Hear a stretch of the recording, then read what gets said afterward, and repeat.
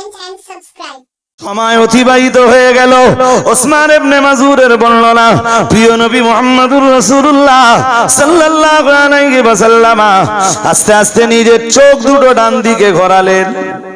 নবী আমার অনেকক্ষণ ডান দিকে তাকিয়ে থাকলেন, চেহারাটাও ডান দিকে ঘুরিয়ে নিলেন। আমি ওসমান ইবনে মাজুর কিছুই বুঝতে পারছিলাম না। আমার শুধু মনে হচ্ছিল আমার নবীরে যেন কেউ কিছু একটা শোনাচ্ছেন, আর আমার নবী বিষয়টা তার কাছে বুঝে নিচ্ছেন। ওসমান ইবনে মাজুনের বর্ণনা, কিছুক্ষণ পরে আমার রাহমাতুল লিল আলামিনকে আমি আবার দেখলাম উপরের দিকে দৃষ্টি নিবদ্ধ করতে। আমার নবী আবার চোখ দুটো আসমানের দিকে নিবদ্ধ করলেন।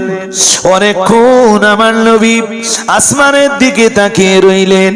আমার আবারও মনে হচ্ছিল কেউ যেন আমার নবীরে কিছু একটা বলছেন, আর আমার নবী বিষয়টা তার কাছে বুঝে নেওয়ার চেষ্টা করছেন। হযরত ওসমান ইবনে মাজুনের বর্ণনা, নবী আমার বেশ কিছুটা সময় এই কন্ডিশনে থাকবার পর এবার আমার নবী বাম দিকে তাকালেন, চেহারাটাও বাম দিকে ঘোরালেন। রাহমাতুল লিল আলামিন তখনও যেন কার সাথে কথাবার্তা বলছিলেন। আমি তখনও আমার নবীর দরবারে বসা। বেশ কিছুক্ষণ পর নবী যখন স্বাভাবিক অবস্থায় ফিরে এলেন, আমি আমার নবীর জিজ্ঞাসা করলাম, ইয়া রাসূলুল্লাহ, ইয়া হাবিবাল্লাহ, হুজুর আপনার দরবারে আমি ওসমান ইবনে মাজুন অনেকবার এসে বসেছি, কিন্তু আজকে যে দৃশ্যটা দেখলাম, ইয়া রাসূলুল্লাহ, ইয়া হাবিবাল্লাহ, হুজুর এই রকম দৃশ্য আমি ওসমান ইবনে মাজুন কখনো দেখি নাই। হুজুর আজ আপনি আমার সাথে কথা বলতে বলতে হঠাৎ আকাশের দিকে তাকালেন, অনেকক্ষণ আসমানের দিকে তাকিয়ে রইলেন, এরপরে আপনি আপনার চক্ষু দুটো ডান দিকে ঘোরালেন, চেহারাটাও ডান দিকে ঘোরালেন। হুজুর তারপরে অনেকক্ষণ আপনি ডান দিকে তাকিয়ে রইলেন, আবার আসমানের দিকে আপনি তাকালেন, বেশ কিছুক্ষণ আসমানের দিকে তাকিয়ে থাকলেন।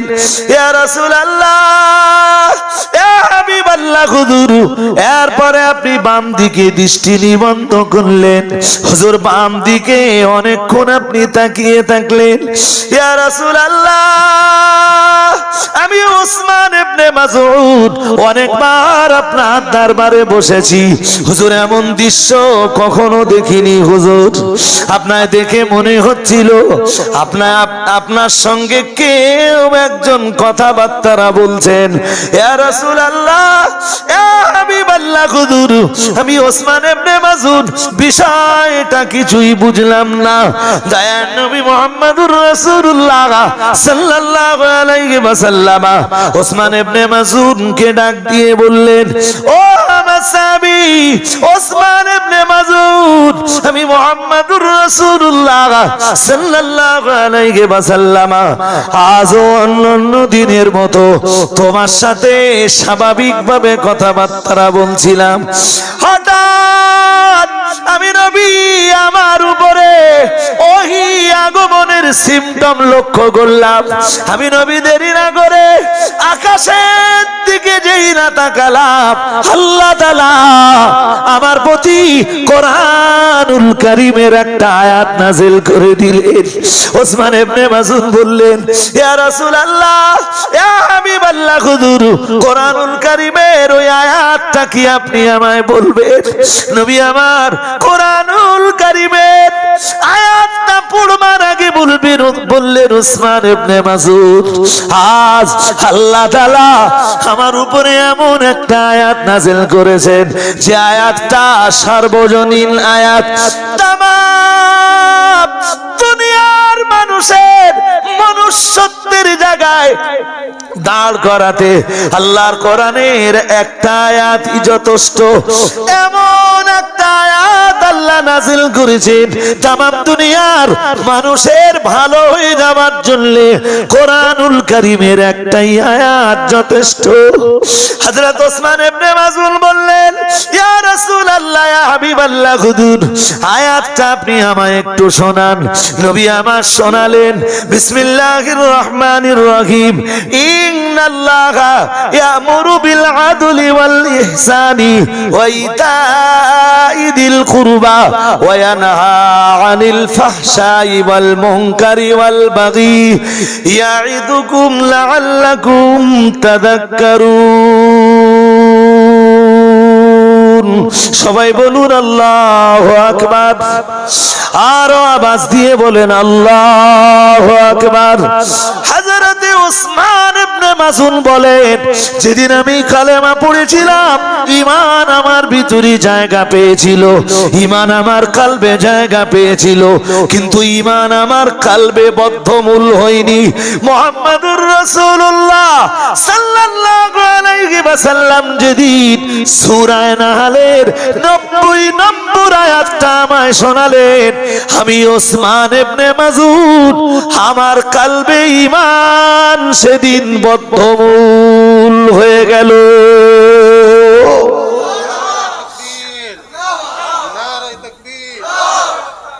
ويقولون إنه لمجنون।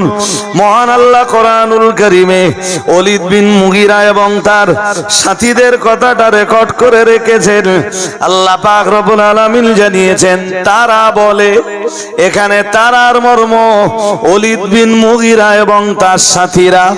আল্লাহ পাক রব্বুল আলামিন জানিয়েছেন, ওয়ায়াকুলুনা ইন্নাহু লামাজনুন, তারা বলে নিশ্চয়ই সে একজন পাগল। সে বলতে মুহাম্মদ সাল্লাল্লাহু আলাইহি ওয়াসাল্লাম। বলুন নাউজুবিল্লাহ, একটু জোর করে বলেন। ওলীদ বিন মুগীরার এই কথাটার এগেনস্টে আল্লাহ সূরা কালামে অনেকগুলি আয়াত নাযিল করলেন, ওলীদ বিন মুগীরার অনেকগুলি দোষ ত্রুটি তুলে ধরলেন। একদম শেষের দিকে যে আল্লাহ বললেন ওলীদ বিন মুগীরাকে, আল্লাহ বললেন উতুল্লিম বাদা যালিকা জানিম। আল্লাহ বললেন ও নিজেই এক জারজ সন্তান। কি সন্তান? ও নিজে জারজ সন্তান না হলে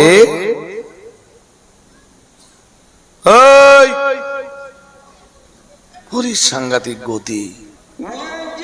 উঠতে হবে না, উঠতে হবে না, আপনাদের রাস্তার লোক আছে তো, তারা থামিয়ে দেবে, আপনাদের উঠতে হবে না। ওদের নাই 2-1 প্যাকেট তাবারুক দিয়ে বিদায় করে দেন না। না না, আর ঝগড়া বাঁধাবে কেন? তাবারুকলে বাড়ি চলে যাবে তো, সহজ কথা। বাচ্চা কাচ্চা আগে ভাই মজলিসে বসতো, আমরা যখন ছোট ছিলাম, এলাকার যে কোনো জায়গায় জলসা জুলুস হলে সেই জলসা জুলুসে যে আমরা বসে পড়তাম। এই যে আয়াতটা পড়েছি না, এই আয়াতের মজা পাওয়ার জন্য একটুখানি সময় যাবে। আমি তো সবে গোছগাছ করছি এখন। ওলীদ বিন মুগীরা রাসূলকে পাগল বলল, তার জবাব আল্লাহ দিয়ে বললেন সে নিজেই জারজ সন্তান।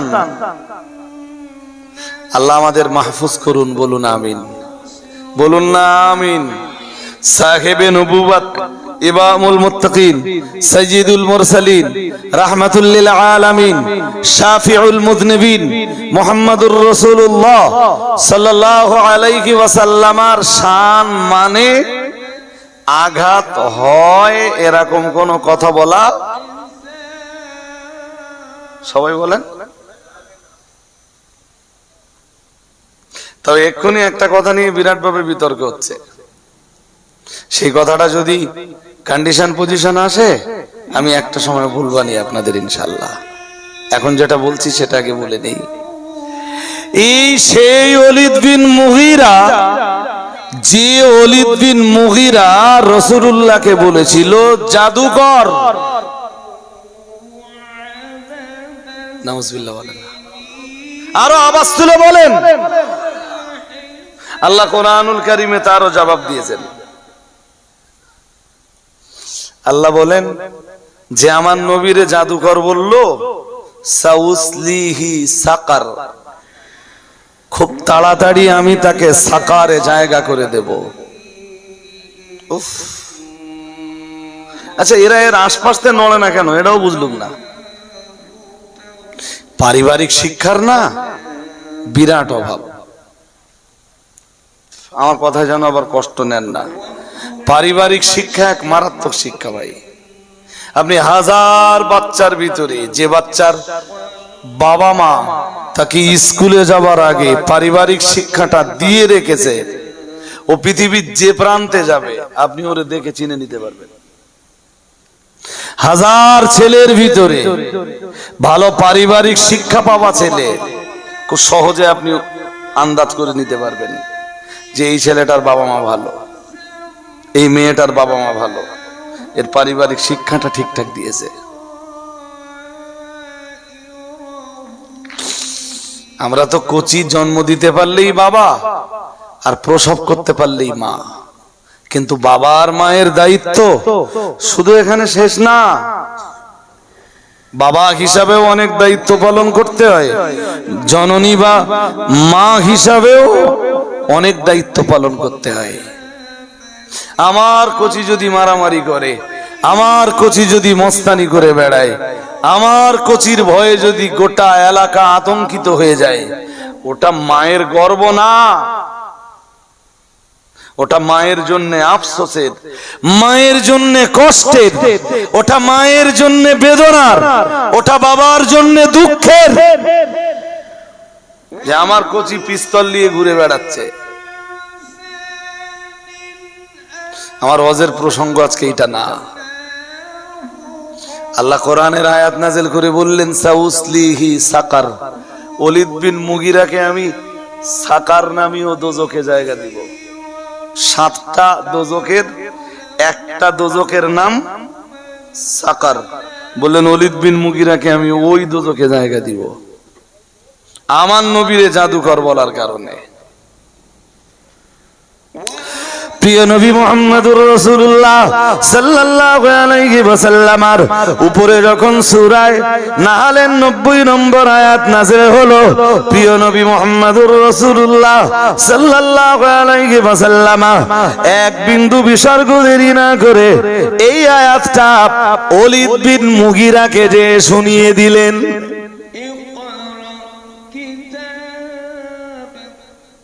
শয়তানটারে মোটামুটি আপনারা চিনেছেন। সেই শয়তানটারে রাসূলুল্লাহ সূরা নাহলের 90 নম্বর আয়াত নাযিল হওয়ার পরে আয়াতটা শুনিয়ে দিচ্ছেন, খুব সুন্দর করে পড়লেন রাসূলুল্লাহ। পৃথিবীতে যত কারি কেরাতের যা কায়দা সব তো রাসূল থেকেই এসেছে। আকাশের নিচে জমিনের উপরে রাসূলুল্লাহ চাইতে কোরআন কেউ ভালো করে পড়তে পারতেন না। আজও পৃথিবীতে যে যত ভালো কারি হোক রাসূলুল্লাহ চাইতে কারোর পড়া ভালো, জোরে বলুন। আরে কেমনে হবে? কোরআন যার উপরে নাযিল হয়েছে তার চাইতে কোরআন যদি কেউ নবীর চাইতে ভালো করে পড়ার দাবি করে তো সেটা তো শয়তান। সেটা কি? সে তো গ্রেট শয়তান। যদিও রাসূল কারোর কাছে শেখেননি, যদিও রাসূলুল্লাহ দুনিয়ার কারোর কাছে পড়েননি, না লেখা না পড়া কারোর কাছেই লেখাপড়ার জন্য রাসূল জীবনে দ্বারস্থ হননি, এরপরেও রাসূলুল্লাহ সাল্লাল্লাহু আলাইহি ওয়াসাল্লাম আকাশের নিচে জমিনের উপর সর্বযুগের সর্বশ্রেষ্ঠ পণ্ডিত, এটা রাসূলের জীবনের এক শ্রেষ্ঠ মুজিজা। আর একটু মন খুলে বলুন, আমার নবীর চাইতে বড় কোনো পণ্ডিত জন্মায়নি, কিয়ামত পর্যন্ত জন্মাবেও না। অথচ তিনি কারোর কাছে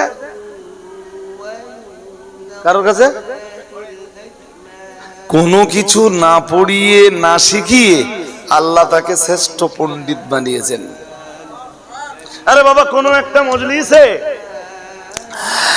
রাসূলুল্লাহ সাহাবায়ে কেরামদেরকে ডাক দিয়ে বললেন, ও সাহাবীরা, তোমরা আজকের মজলিসে যারা আছো, তোমাদের মনের ভিতরে কোনো প্রশ্ন যদি উদয় হয়ে থাকে আমাকে প্রশ্নটা করে ফেলতে পারো। মান আহাব্বা আইয়াসআলা ফালইয়াসআলিল আন। নবীজি বললেন, কেউ যদি তোমাদের ভিতরে কোনো প্রশ্ন করতে চায়, কারোর মন যদি চায় কোনো প্রশ্ন করতে আমাকে, ফালইয়াসআলিল আন, তার উচিত প্রশ্নটা নবীকে এক্ষুনি করে ফেলা। আমি মুহাম্মদুর রাসূলুল্লাহ সাল্লাল্লাহু আলাইহি ওয়াসাল্লাম তোমাদের কোশ্চেনের অ্যানসার দেওয়ার জন্য তৈরি। এনি কোশ্চেন, যে কোনো প্রশ্ন করতে পারো, যে কোনো বিষয়ের প্রশ্ন করতে পারো। সায়েন্স নিয়ে প্রশ্ন করবা, বিজ্ঞান বিজ্ঞান করতে পারো। হিস্ট্রি নিয়ে প্রশ্ন করবা, করতে পারো। অর্থনীতি নিয়ে প্রশ্ন করবা, করতে পারো। রাজনীতি নিয়ে প্রশ্ন করবা, করতে পারো। রাষ্ট্রনীতি নিয়ে প্রশ্ন করবা, করতে পারো। যা মন চায়। কোরআনের ব্যাপারে কোনো প্রশ্ন করবা, করতে পারো। হাদিস নিয়ে প্রশ্ন করবা, করতে পারো। মাথার উপরের মহাশূন্য নিয়ে কোশ্চেন করবা, করতে পারো। মহাকাশ নিয়ে প্রশ্ন করবা, করতে পারো। জমিনের তলে কি আছে এসব নিয়ে কোনো প্রশ্ন করবা, অর্থাৎ ভূতত্ত্ব নিয়ে কোনো প্রশ্ন করবা, করতে পারো। আলোক বিজ্ঞান নিয়ে কোনো প্রশ্ন করবা, করতে পারো। উদ্ভিদ জগৎ নিয়ে কোনো প্রশ্ন করবা, করতে পারো। প্রাণী বিজ্ঞান নিয়ে কোনো কোশ্চেন করবা, করতে পারো। যে কোনো কোশ্চেন মনে হয় আজ তোমরা আমি মুহাম্মদুর রাসূলুল্লাহ সাল্লাল্লাহু আলাইহি ওয়াসাল্লাম আমাকে করে ফেলতে পারো, আমি তার জবাব দেওয়ার জন্য তৈরি আছি। আর একটু মন খুলে, ওই দিন রাসূল বলেছিলেন, আল্লাহ পাক তার প্রিয় রাসূলের সিনায় সমস্ত রকমের ইলম দিয়ে, ইলমুল আউয়ালিন ওয়া ইলমুল আখিরিন, আল্লাহ সমস্ত প্রকার ইলম দিয়ে তার রাসূলের সিনাটাকে ভরপুর করে দিয়েছেন। করতে পারো, যে কোনো কোশ্চেন তোমরা করতে পারো তোমাদের নবীকে। ইলমের কোনো ঘাটতি আমাদের রাসূলের ছিল না, বাট তিনি কারোর কাছে পড়াশোনা করতে যাননি। লেখাও কারোর কাছে শেখেননি। এইটা যদিও বর্তমান সময়ের কিছু মোল্লা মৌলবী না বুঝে কোরআন না বুঝে সহি হাদিস না বুঝে কিছু মোল্লা মৌলবী দাবি করতেছে যে আমাদের নবী লিখতে জানতেন, পারতেন না। লেখাটা আমার রাসূলের জীবনের এক মুজিজা। কথা বোঝেননি? আরে ভাই, সোজা কথাই বোঝেন। নেওয়ার মানুষ ঘুমাচ্ছেন নাকি? যদি ঘুমিয়ে শোনেন আমার কথা বুঝবেন না। আপনার ঘরের কোচি, আমার ঘরের কোচি লেখাপড়া শিখতে যদি না যায়, এটা খারাপ না ভালো? এক কথায় উত্তর দেন। খারাপ তো। তাহলে আমার নবী লিখতে যাননি কারোর কাছে, পড়ার জন্য কাউকে যাননি, এটা কি? আর কিছু এটা নবীর জন্য এক্সিলেন্ট।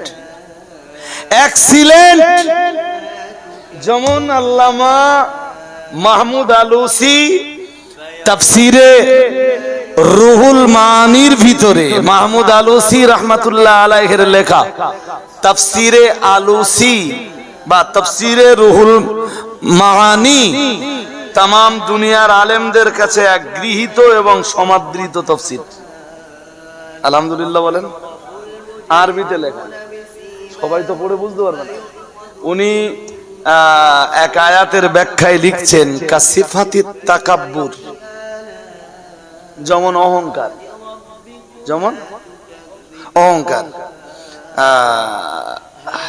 অহংকার আপনাদের জন্য ভালো না খারাপ?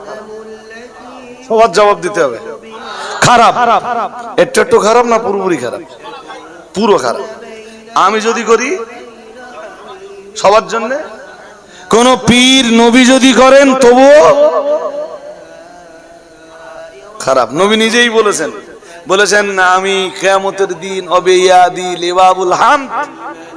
নবীজি বলেছেন হাসরের ময়দানে আল্লাহ আমার হাতে হাসরের ময়দানের পতাকাটা তুলে দেবেন, ওয়ালা ফাখরা, এতে আমার কোনো অহংকার নেই।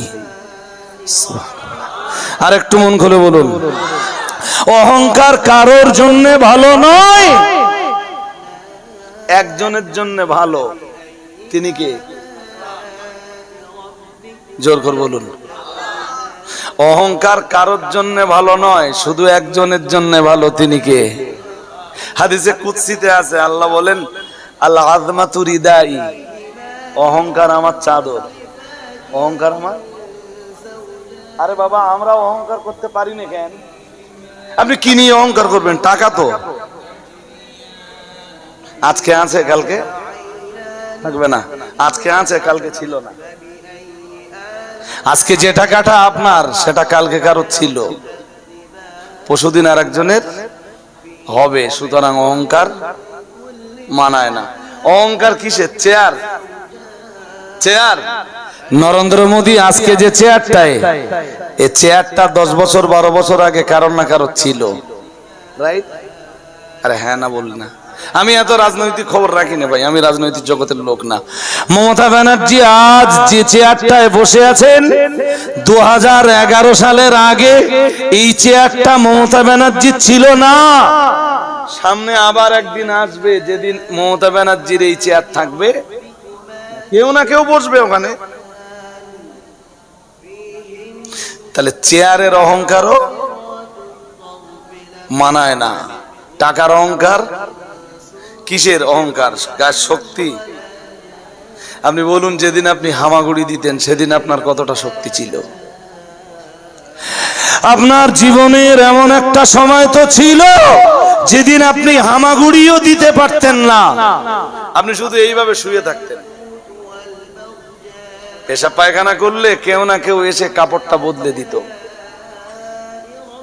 এখন 25 বছর বয়স, অনেক শক্তি। এই বয়সটা যেদিন আল্লাহ বাঁচালে 55 বছর হবে, সেদিন 25-এর শক্তি আর থাকবে না। এই জন্য শক্তির অহংকারও কেমনে করবেন? এ তো অস্থায়ী। সব স্থায়ী শক্তি আছে একজনের। তিনি কে? আজকে আমি আলেম, এখান থেকে যদি আমি 30 বছরের পিছনে যাই, আমি এখন কোরআন হাদিসের যেটুকু জানি, এইটুকু 30 বছর আগে জানতাম না। সুতরাং ইলমের অহংকার, শিক্ষার অহংকার। আবার এটা হতে পারে যে এমন বয়সে আল্লাহ আমাকে পৌঁছে দিতে পারেন যেই বয়সে আমার সব কিচ্ছু মনে থাকবে না। হতে পারে। আমি তো বহু শিক্ষিত মানুষকে দেখেছি, আমার নিজের দেখা। স্যারকে আমি বিরাট ভালো চিনতাম, স্যারও আমাকে বিরাট ভাবে চিনতেন। প্রাইমারি স্কুলের মাস্টার, হঠাৎ একদিন বাড়ি যেয়ে স্যারকে সালাম দিচ্ছি, আসসালামু আলাইকুম। স্যার কিচ্ছু বলে না, শুধু আমার মুখের দিক থাকে। আমি আবার সালাম দিলাম, স্যার বোধহয় শুনতে পাইনি, অন্য মনস্ক। আবার সালাম দিলাম, আসসালামু আলাইকুম। স্যার কিচ্ছু বলেন না, হা করে আছেন, শুধু দেখছেন আমার দিকে। আমি বললাম আসসালামু আলাইকুম।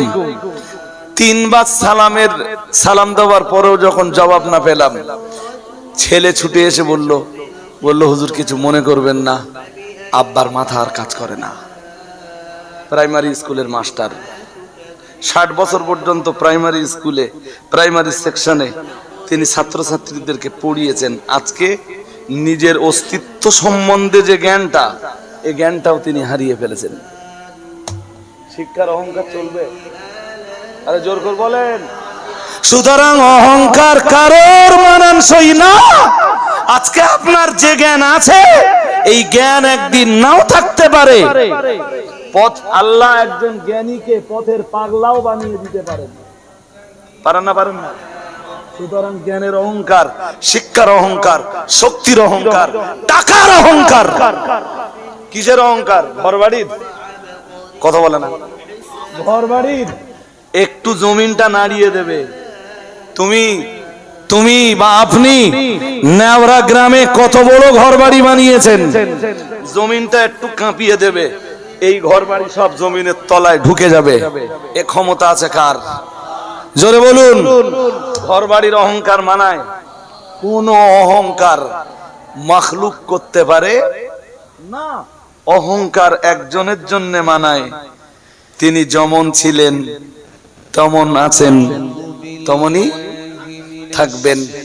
আল্লাহু লা ইলাহা ইল্লা হুয়াল হাইয়ুল, পড়ুন, হাইয়ুল কাইয়্যুম লা তাখুযুহু সিনাতু ওয়ালা নাউম লাহু মা ফিস সামাওয়াতি ওয়া মা ফিল আরদ মান যাল্লাযী ইয়াশফাউ ইনদাহু ইল্লা বিইذনিহি ইয়ালামু মা বাইনা আইদিহিম ওয়া মা খালফাহুম। বাকিটা আমি আর পড়লাম না। এই আয়াতুল কুরসি পড়ে নেবেন যে আমার আল্লাহর কত ক্ষমতা, আমার আল্লাহর কত পাওয়ার, আমার আল্লাহর কত শক্তি, আমার আল্লাহর পরিচয় কি।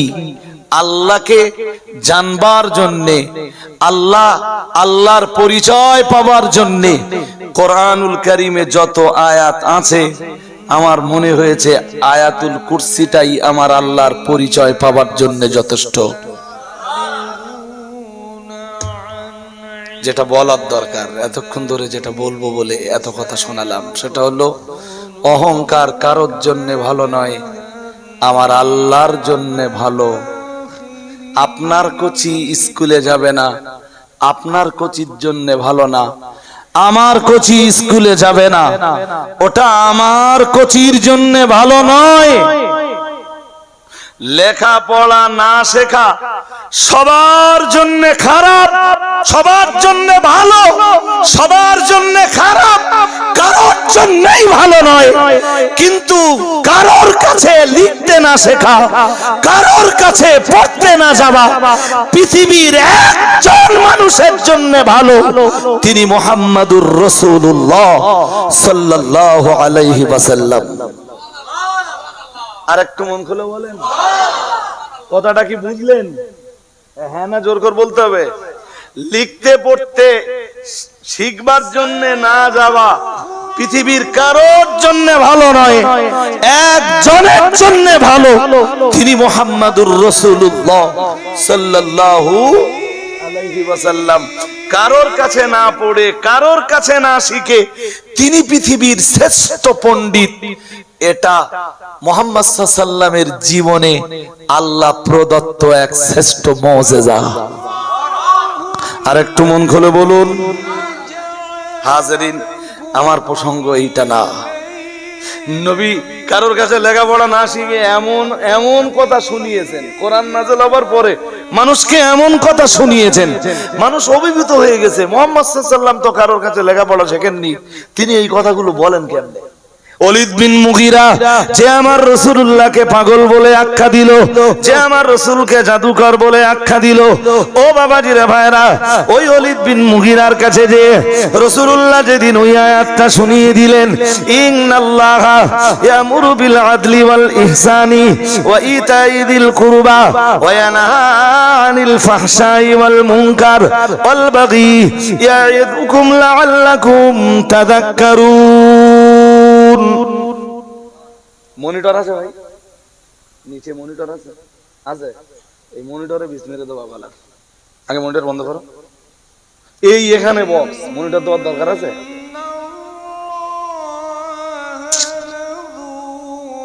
এটা তোমাদের ব্যাড কনসেপ্ট। মনিটর গলার কি পরিমাণ ক্ষতি করে আপনি জানেন না। কে বললো ফিডব্যাক পাবো না? এই তো এখানে কত দূর, এখান থেকে যদি তুমি 10 হাত দূরে বক্স বসাতে তখন ফিডব্যাক না পাওয়ার গল্প ছিল। তোমার তো বক্স বসানো ঠিক আছে, তোমার সাউন্ড ভালো, তুমি মনিটর দেবে কেন? মনিটর তারা বসাবে যার কাছে সাউন্ড ভালো না।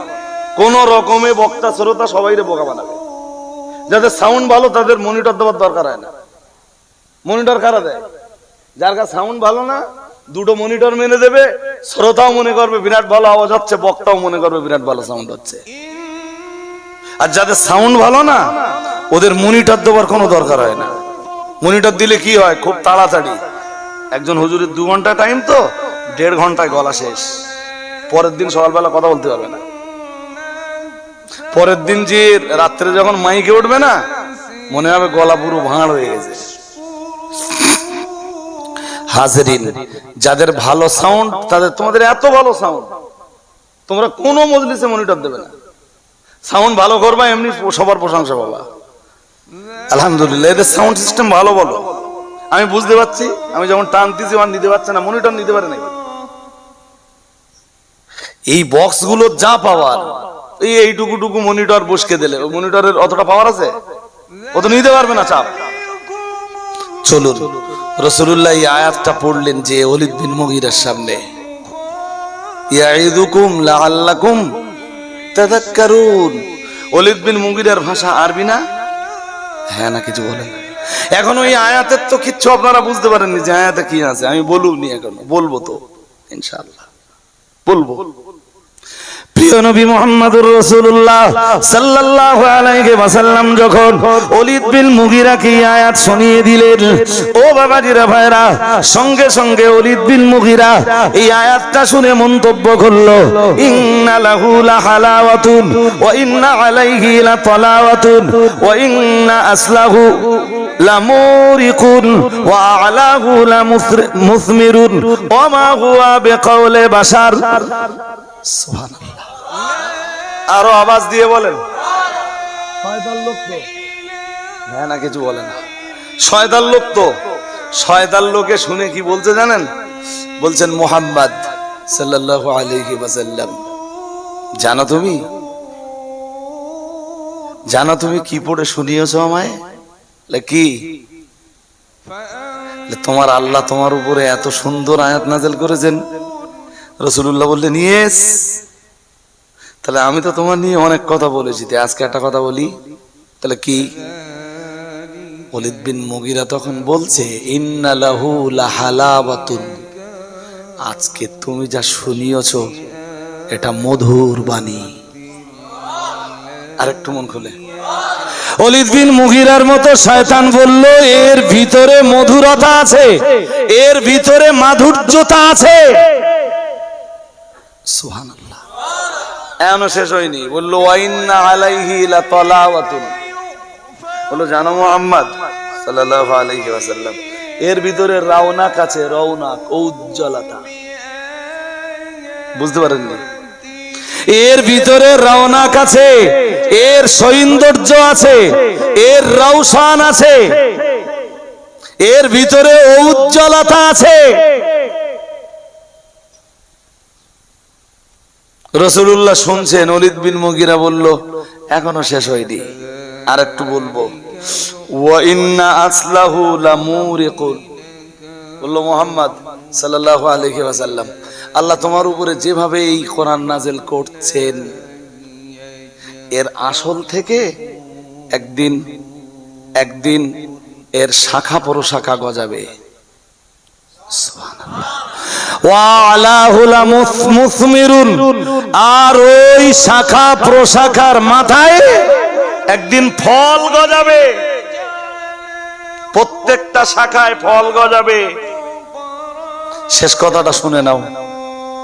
আল্লাহ পাকের নবীকে সামনে রেখে ওলীদ বিন মুগীরার মতো শয়তানে বলেছিল, ওমা হুয়া বিকাউলি বাশার, না না না না না, আজ তুমি আমায় যা শোনালে, আমি তোমায় নিয়ে, তোমার প্রচারিত কোরআনকে নিয়ে অনেক নিন্দাবাদ করেছি, অনেক কুৎসা রটনা করেছি, অনেক ছোট মোটো কথা তোমায় বলেছি, কিন্তু হে মুহাম্মদ সাল্লাল্লাহু আলাইহি ওয়াসাল্লাম, আজ তুমি সূরা নাহলের 90 নম্বর আয়াত যেটা আমায় শুনিয়েছো, এই আয়াতটা শুনবার পরে আমি বলছি, না না না না না, ওমা হুয়া বিকাউলি বাশার, না না না না না, এটা তো দুনিয়ার কোন মানুষের কথা নয়। আর একটু মন খুলে বলেন, ওলীদ বিন মুগীরার মতো শয়তান সে বুঝতে পারল সূরা নাহলের 90 নম্বর আয়াত শুনে যে এটা আমার আল্লাহ নাযিল করেছেন, এটা কোনো মানুষের তৈরি করা কথা হতে পারে না।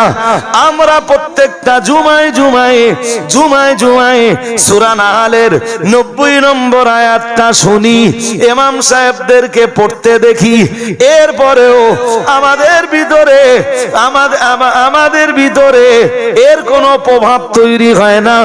এর কারণ হলো সূরা নাহলের 90 নম্বর আয়াতটা নিয়ে কোনদিন আমরা বুঝবার চেষ্টা করিনি। প্রিয় নবী মুহাম্মদুর রাসূলুল্লাহ সাল্লাল্লাহু আলাইহি ওয়াসাল্লামের একজন প্রিয় সাহাবী, ওনার নাম হযরত উসমান ইবনে মাসউদ রাদিয়াল্লাহু তাআলা আনহু, যিনি সাহেবে নবুয়ত ইমামুল মুত্তাকিন রাহমাতুল লিল আলামিনের দরবারে এসে বলেছিলেন, ইয়া রাসূলুল্লাহ, ইয়া হাবিবাল্লাহ, হুজুর আপনি অনুমতি যদি দেন तमाम জিন্দেগিতে বিবাহ করব না, সন্ন্যাস ব্রত পালন করব, বৈরাগ্যতাবাদ অবলম্বন করব। ইয়া রাসূলুল্লাহ, ইয়া হাবিবাল্লাহ, হুজুর স্ত্রীত্বের দায়িত্ব পালন করা লাগবে না, সন্তান সন্ততি লালন পালন করার দায়িত্ব পালন করা লাগবে না, হুজুর এ ব্যাপারে আমায় অনুমতি দেন। প্রিয় নবী মুহাম্মদুর রাসূলুল্লাহ সাল্লাল্লাহু আলাইহি ওয়াসাল্লাম ওসমান ইবনে মাযউনকে ডাক দিয়ে বলেছিলেন, না না না না না, আমি মুহাম্মদুর রাসূলুল্লাহ সাল্লাল্লাহু আলাইহি ওয়াসাল্লাম সংসার বিরাগী হয়ে তুমি শুধু আল্লাহর ইবাদতে মাশগুল হবে, স্ত্রীর দায়িত্ব পালন করবা না, সন্তান লালন পালন করবা না, এই অনুমতি আমি মুহাম্মদুর রাসূলুল্লাহ সাল্লাল্লাহু আলাইহি ওয়াসাল্লাম কখনোই তোমায় দিতে পারবো না।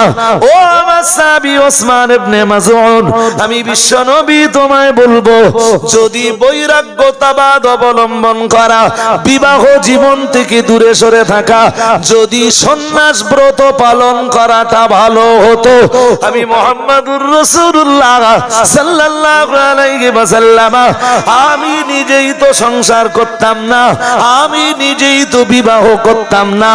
আমার দিকে তাকিয়ে দেখো, আকাশের নিচে আল্লাহর জমিনের উপরে আমি মুহাম্মদুর রাসূলুল্লাহ সাল্লাল্লাহু আলাইহি ওয়াসাল্লাম আমি সব চাইতে আমার আল্লাহকে বেশি বেশি ভয় করি, আমার আল্লাহর জন্য সব চাইতে বেশি ইবাদত করি, আমি সব চাইতে বড় তাকওয়া অবলম্বী। এরপরেও তো আমি রাসূলুল্লাহ বিবাহ করেছি, আমি তো সাংসারিক দায়িত্ব পালন করি, আমি স্ত্রীদের দায়িত্ব পালন করি, আমি তো সন্তানদেরকে লালন পালন করি। ও আমার সাহাবী ওসমান ইবনে মাযউন, সন্ন্যাস ব্রত পালন করা যদি ভালো হতো, সবার আগে আমি মুহাম্মদুর রাসূলুল্লাহ সাল্লাল্লাহু আলাইহি ওয়াসাল্লাম আমি নিজেই তো সন্ন্যাস ব্রত পালন করতাম, আমি রাসূলুল্লাহই তো বৈরাগ্যতাবাদ অবলম্বন করতাম, সংসার জীবনকে আমার জীবন থেকে আমি বাদ দিয়ে চলতাম। কিন্তু আমি আল্লাহকে সবচাইতে বেশি ভয় করার পরেও আমি বিশ্ব নবী সংসার করি, আমি আমার স্ত্রী সন্তানের দায়িত্ব পালন করি। না না না না না, সুতরাং তুমি সন্ন্যাস ব্রত পালনের কোনো অনুমতি পাবে না। কেন বলছি জানেন? ওসমান ইবনে মাযউনের কথা। ওসমান ইবনে মাযউন রাসূলের ওই সাহাবী, জান্নাতুল বাকি মদিনার সবচাইতে বড় কবরস্থানে সর্বপ্রথম যে মানুষটার কবর হয় তিনি হযরত উসমান ইবনে মাযউন। ঘুম পাচ্ছে নাকি? দুই একজনের দেখছি যে একটু ঘুম ঘুম ভাবটা ছাড়েন। ওসমান ইবনে মাযউন প্রথম দিকে কালেমা পড়েছেন আবেগে পড়ে। আবেগ বোঝেন? সবাই যে কালেমা পড়তেছে আমিও যাই। ওনার কালবে ঈমানটা বদ্ধমূল হয়নি, ওনার কালবে ঈমানটা পূর্ণাঙ্গ ভাবে তখনও জায়গা পায়নি। তো ওসমান ইবনে মাযউন এই অবস্থাতে বহুদিন কাটিয়ে দিয়েছেন। তো একদিন রাসূলুল্লাহর বাড়ির পাশ দিয়ে ওসমান ইবনে মাযউন যাচ্ছেন। খুব মন দিয়ে শুনুন। উনি রসুলের কাছে অনুমতি চেয়েছিলেন, হুজুর যদি অনুমতি হয় তাহলে আমি বিয়ে টিয়ে করবো না হুজুর। রসুল ওনার অনুমতি দেননি। আমি এতক্ষণ ধরে সে কথাটা বলে এসেছি। ওসমান ইবনে মাযুন একদিন রসুলের বাড়ির পাশ দিয়ে যাচ্ছেন, যেতে যেতে যেতে যেতে রসুলুল্লাহ ঘরে আছেন। ওসমান ইবনে মাযুনকে দেখতে পেয়ে রসুল ডাকলেন, বললেন ওসমান। ওসমান তৃতীয় খলিফা ওসমান নন, ইনি ওসমান ইবনে মাযুন রাদিয়াল্লাহু তাআলা আন। ওসমান ইবনে মাযুন বললেন লাব্বাইকা ওয়া সাদাইকা ইয়া রাসূলুল্লাহ, বলেই রাসূলুল্লাহর দিকে তাকিয়ে একটা মুচকি হাসি দিলেন। বললেন কোথায় যাব ওসমান? তোমার নবী একা বসে আছেন, তুমি দেখতে পাও নবীর কাছে এসে একটু বসলে না? ওসমান ইবনে মাযুন বললেন হুজুর আজকে একটু কাজের তাড়া ছিল। নবীজি বললেন কিছুক্ষণ তো সময় দাও। ওসমান ইবনে মাযুন যে রাসূলের কাছে বসে পড়লেন। রাসূলুল্লাহ ওসমান ইবনে মাযুনের মুখে মুখ রেখে কথা বলছেন, দ্যাটস মিন চোখে চোখ রেখে কথা বলছেন। উনি নিজে বয়ান করেছেন, হঠাৎ রাহমাতুল লিল আলামিন উঠে দাঁড়ালেন। দৃষ্টিটা একবারে না, আমার দিকে তাকান, একবারে না, আস্তে আস্তে আস্তে আস্তে আস্তে আস্তে আকাশের দিকে রাখলেন। ওসমান ইবনে মাযুন বলেন রাসূলকে দেখে মনে হচ্ছিল যে কেউ কিছু একটা রাসূলকে শোনাচ্ছেন আর রাসূলুল্লাহ তা শুনছেন এবং বুঝে নিচ্ছেন। আর একটু মন খুলে, উনি বসে আছেন বলো, হঠাৎ রাসূলের চোখ উপরের দিকে, ওসমান ইবনে মাযুনের দিকে তাকাচ্ছে না। ওসমান ইবনে মাযুন ভাবতেছেন কিছু একটা ঘটবে। বেশ কিছুক্ষণ রাসূলুল্লাহ দৃষ্টিটা আসমানের দিকে রাখলেন। সময় অতিবাহিত হয়ে গেল। ওসমান ইবনে মাযুনের বর্ণনা, প্রিয় নবী মুহাম্মদুর রাসূলুল্লাহ সাল্লাল্লাহু আলাইহি ওয়াসাল্লাম আস্তে আস্তে নিজের চোখ দুটো ডান দিকে ঘোরালেন। নবী আমার অনেকক্ষণ ডান দিকে তাকিয়ে থাকলেন, চেহারাটাও ডান দিকে ঘুরিয়ে নিলেন। আমি ওসমান ইবনে মাযুন কিছুই বুঝতে পারছিলাম না। আমার শুধু মনে হচ্ছিল আমার নবী জানো, আমার নবীরে জানো কেউ কিছু একটা শোনাচ্ছেন আর আমার নবী বিষয়টা তার কাছে বুঝে নিচ্ছেন। ওসমান ইবনে মাযুনের বর্ণনা, কিছুক্ষণ পরে আমার রাহমাতুল লিল আলামিনকে আমি আবার দেখলাম উপরের দিকে দৃষ্টি নিবদ্ধ করতে। আমার নবী আবার চোখ দুটো আসমানের দিকে নিবদ্ধ করলেন। অনেকক্ষণ আমার নবী আসমানের দিকে তাকিয়ে রইলেন। আমার আবারও মনে হচ্ছিল কেউ যেন আমার নবীরে কিছু একটা বলছেন আর আমার নবী বিষয়টা তার কাছে বুঝে নেওয়ার চেষ্টা করছেন। হযরত ওসমান ইবনে মাযুনের বর্ণনা, নবী আমার বেশ কিছুটা সময় এই কন্ডিশনে থাকবার পর এবার আমার নবী বাম দিকে তাকালেন, চেহারাটাও বাম দিকে ঘোরালেন। রাহমাতুল লিল আলামিন তখনও যেন কার সাথে কথাবার্তা বলছিলেন। আমি তখনও আমার নবীর দরবারে বসা। বেশ কিছুক্ষণ পর নবী যখন স্বাভাবিক অবস্থায় ফিরে এলেন, আমি আমার নবীরই জিজ্ঞাসা করলাম, ইয়া রাসূলুল্লাহ, ইয়া হাবিবাল্লাহ, হুজুর আপনার দরবারে আমি ওসমান ইবনে মাযুন অনেকবার এসে বসেছি, কিন্তু আজকে যে দৃশ্যটা দেখলাম, ইয়া রাসূলুল্লাহ, ইয়া হাবিবাল্লাহ, হুজুর এই রকম দৃশ্য আমি ওসমান ইবনে মাযুন কখনো দেখি নাই।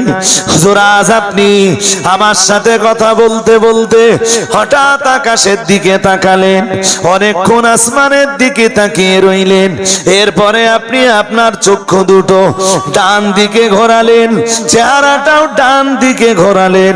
হুজুর তারপরে অনেকক্ষণ আপনি ডান দিকে তাকিয়ে রইলেন, আবার আসমানের দিকে আপনি তাকালেন, বেশ কিছুক্ষণ আসমানের দিকে তাকিয়ে থাকলেন।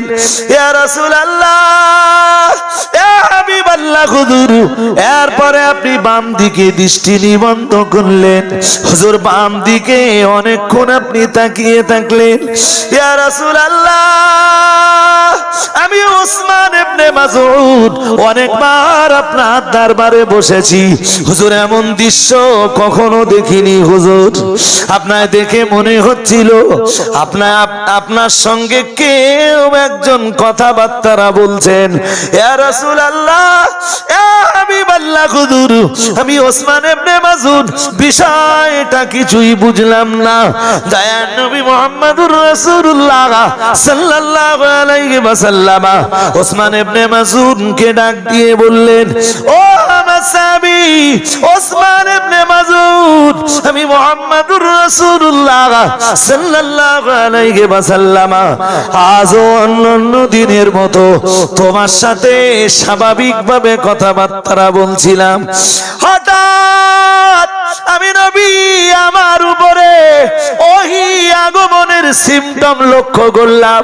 আমি নবী দেরি না করে আকাশের দিকে যেই না তাকালাম, আল্লাহ তাআলা আমার প্রতি কোরআনুল কারীমের একটা আয়াত নাযিল করে দিলেন। ওসমান ইবনে মাসউদ বললেন, ইয়া রাসূলুল্লাহ, ইয়া হাবিবাল্লাহ হুজুর, কোরআনুল কারীমের ওই আয়াতটা কি আপনি আমায় বলবেন?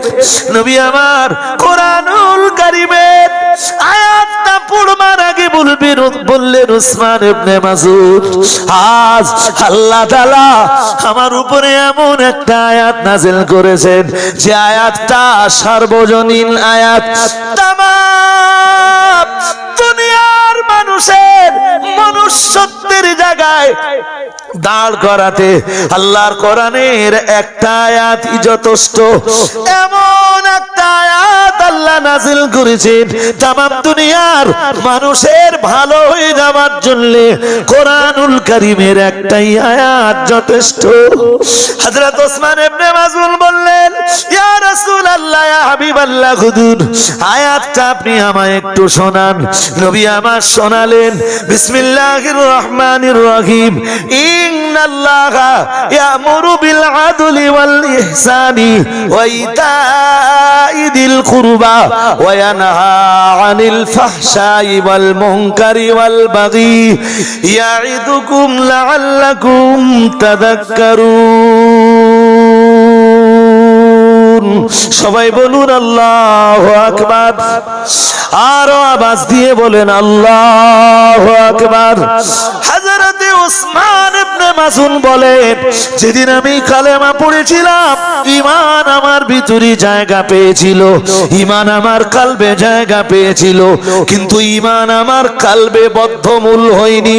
মুহাম্মদুর রাসূলুল্লাহ সাল্লাল্লাহু আলাইহি ওয়াসাল্লাম যেদিন সূরা নাহলের 90 নম্বর আয়াতটা আমায় শোনালেন, আমি ওসমান ইবনে মাসউদ আমার কলবে ঈমান সেদিন বদ্ধমূল হয়ে গেল।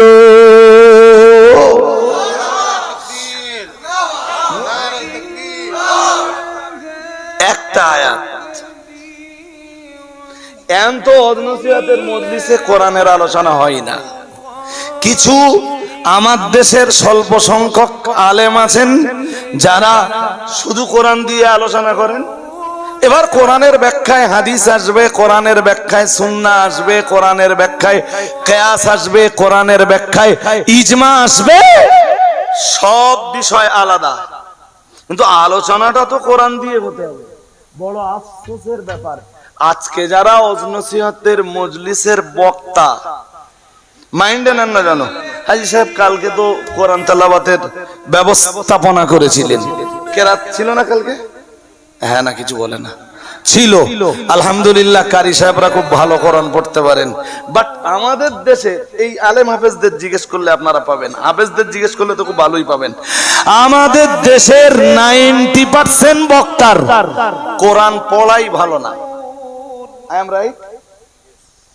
শুনে দেখেন, 90% হুজুর কোরআন পড়তে পারে না। এই 90% হুজুরের ভিতরে আবার 70% হুজুরের কোরআন তেলাওয়াত মেয়ে ছেলের চাইতে খারাপ। কথা শুনছেন নাকি?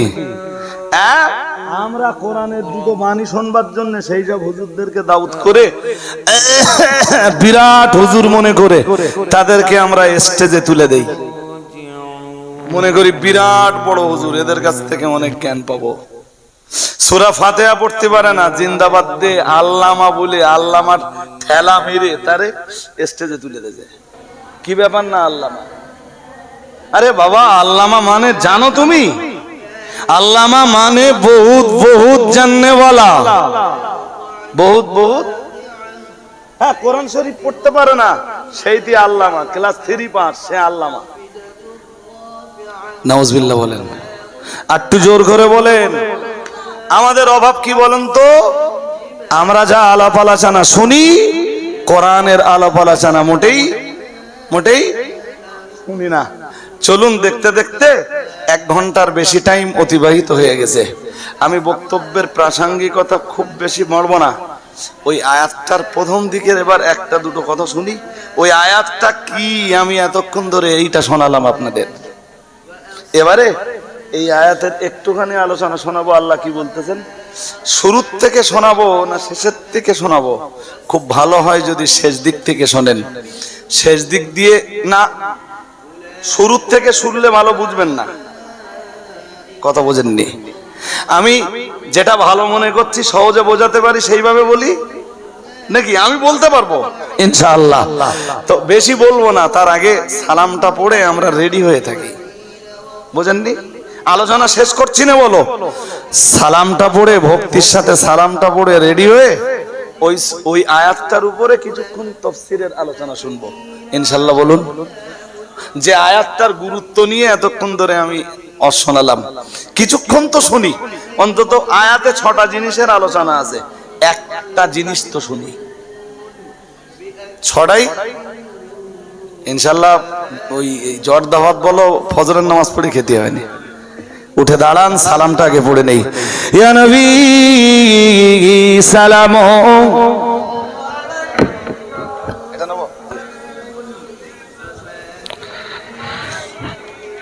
একটু এগিয়ে এগিয়ে আসুন ভাই, মাঝখানে গ্যাপটা রাখবেন না।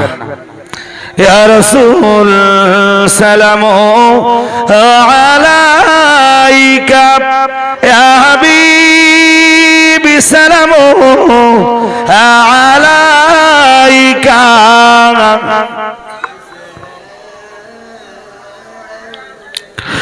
আমরা যে আপনার দিওয়ানা,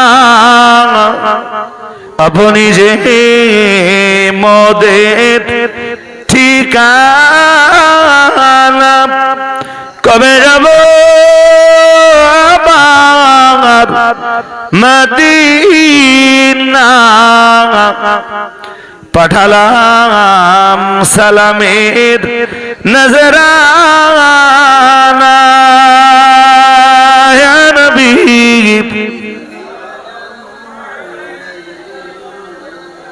আরো ভক্তি ভরে পড়ুন, একটু বাদে দোয়া হবে।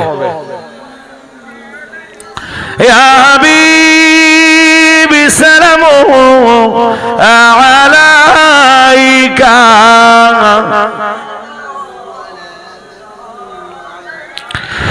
অসহায় এতিম অবস্থায়, পুণ্যময়ী হালিম হিমাতমায় পালন করেন খোদার ইশারায়। নাম তোমার জগৎ ও পাতায়, ইয়া নবী।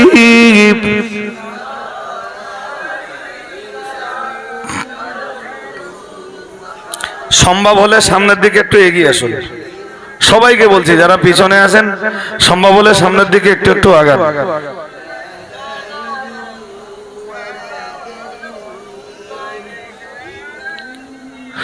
তোমারি বাসি ইলা দিয়া কদ দিলেন আদম ও হাওয়া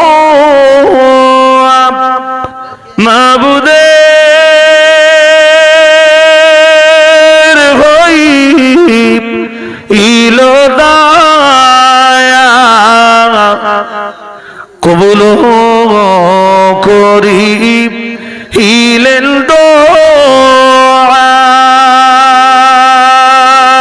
ইয়া নবী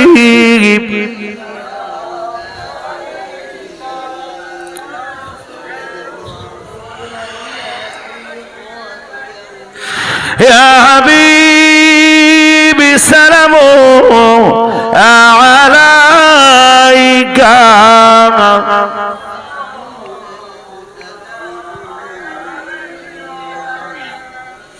لو سلام প্রাণীর পয়গম্বর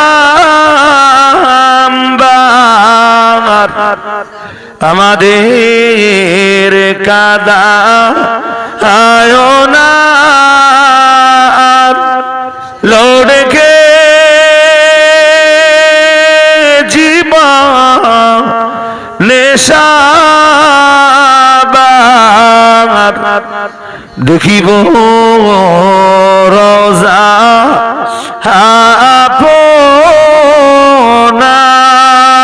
আপনার ইয়া নবী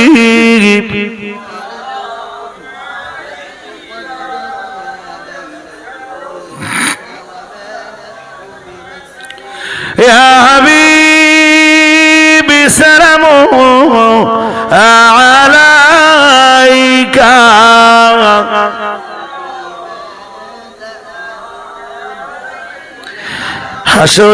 হাসরের কঠিন দিবসে কি আছে মোদের নসিবে ওই দিনের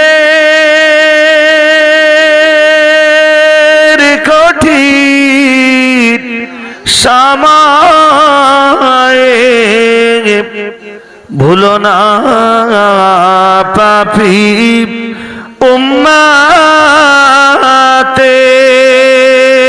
উম্মতের ইয়া নবী সালাম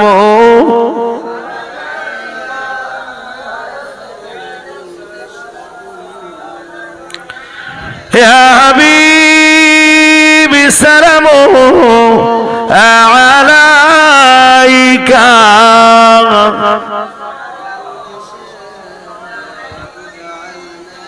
يا رب سلم دائما ابدا على نبيك خير الخلق كلهم भेजाए रब मेरे दुरूद व सलाम बरगज़िद नबी पर अपने मुदाम बलगल उला बिकमालिही कशफत दुजा बिजमालिही हसनत जमीउ खसालिही सल्लु अलैहि व आलिही अल्लाहुम्मा